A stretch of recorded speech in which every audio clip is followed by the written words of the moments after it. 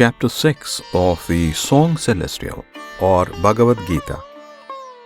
Chapter 6.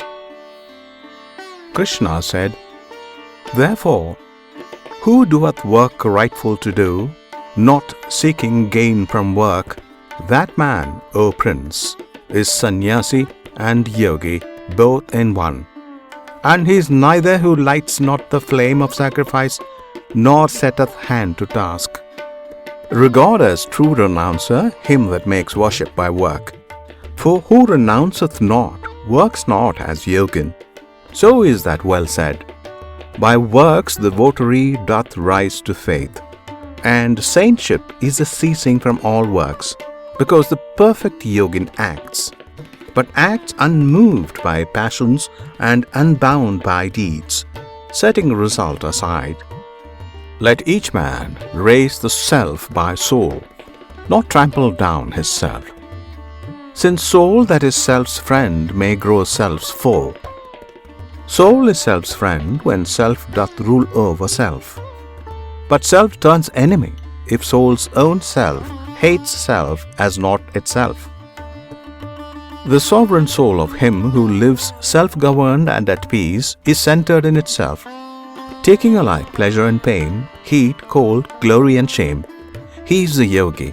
He is yukta, glad with joy of light and truth, dwelling apart upon a peak, with senses subjugate whereto the clod, the rock, the glistening gold show all as one. By this sign he is known, being of equal grace to comrades, friends, chance comers, strangers, lovers, enemies, aliens and kinsmen, loving all alike, evil or good.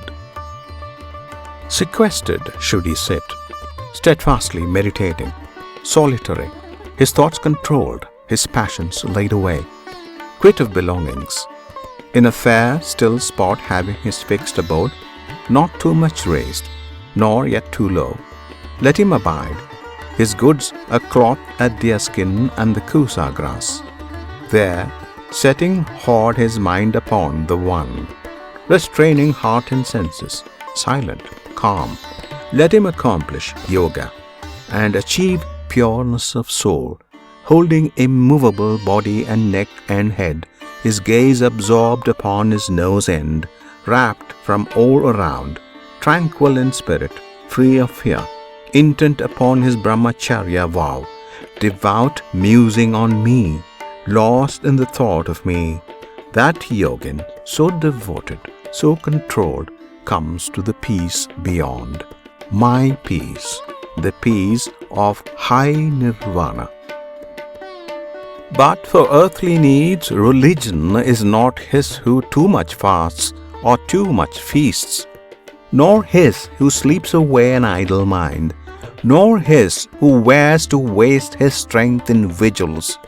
Nay, Arjuna, call that the true piety which most removes earth aches and ills, where one is moderate in eating and in resting, and in sport, measured in wish and act, sleeping betimes, waking betimes for duty.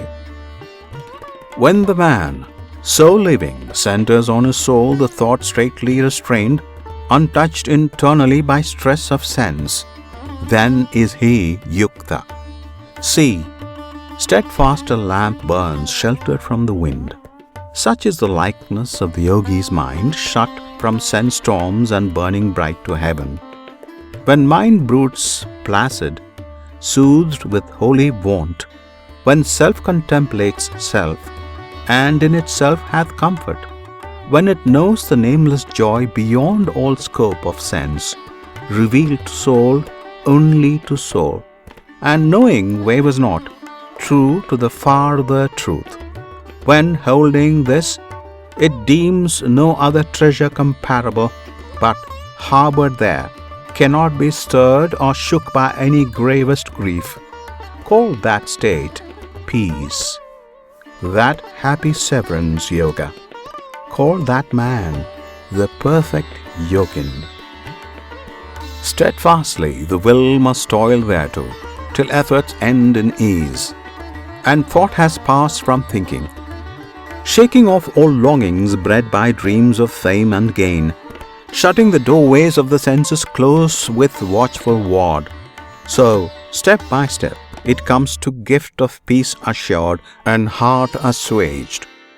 When the mind dwells self-wrapped, and the soul broods cumberless, but as often as the heart breaks, wild and wavering from control, so oft let him recurb it. Let him rein it back to the soul's governance. For perfect bliss grows only in the bosom tranquilized, the spirit passionless, purged from offense, vowed to the infinite. He who thus vows his soul to the Supreme Soul, quitting sin, passes unhindered to the endless bliss of unity with Brahma.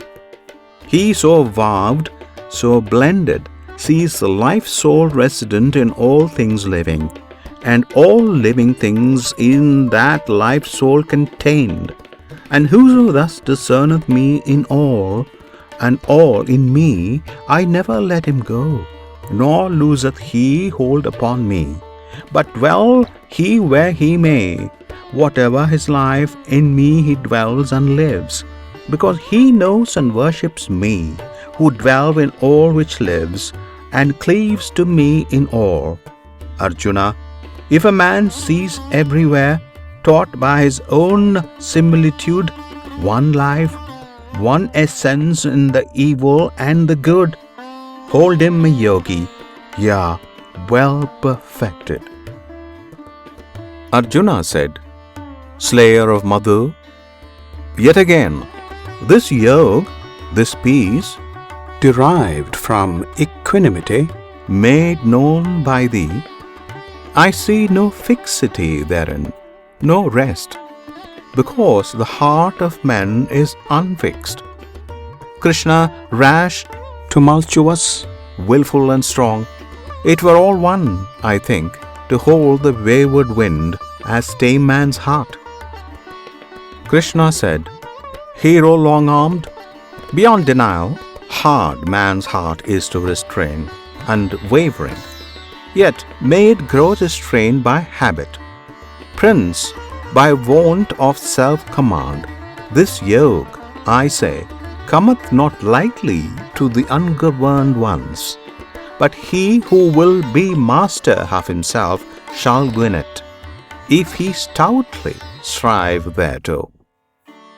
Arjuna said, And what road goeth he who, having faith, fails, Krishna, in the striving, falling back from holiness, missing the perfect rule? Is he not lost, straying from Brahma's light, like the vain cloud which floats twixt earth and heaven when lightning splits it, and it vanisheth? Fain would I hear thee answer me herein, since Krishna, none save thou can clear the doubt. Krishna said, He is not lost, thou son of Pritha.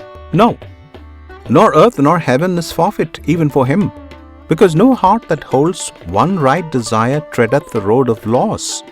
He who should fail, desiring righteousness, cometh at death unto the region of the just, dwells there measureless years, and being born anew, beginneth life again in some fair home amid the mild and happy. It may chance he doth descend into a yogin house on virtue's breast, but that is rare. Such birth is hard to be obtained on this earth, chief. So hath he back again what heights of heart he did achieve, and so he strives anew to perfectness, with better hope, dear prince. For by the old desire he is drawn on unwittingly, and only to desire the purity of yoga is to pass beyond the sabadharma, the spoken Ved.